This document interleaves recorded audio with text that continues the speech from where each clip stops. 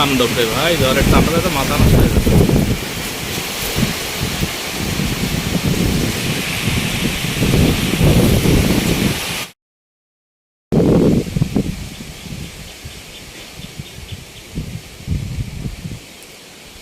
আকাশের অবস্থা এখনো বেশি একটা ভালো না, আর চারিদিকে অনেক বাতাস।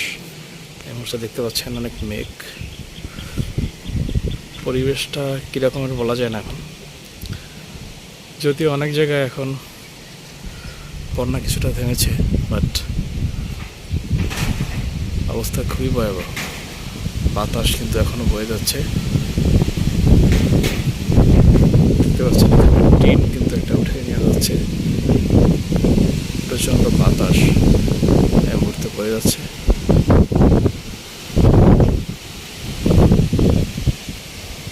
বাজে একটা পরিস্থিতি। এটা হচ্ছে পদ্মার পাড়।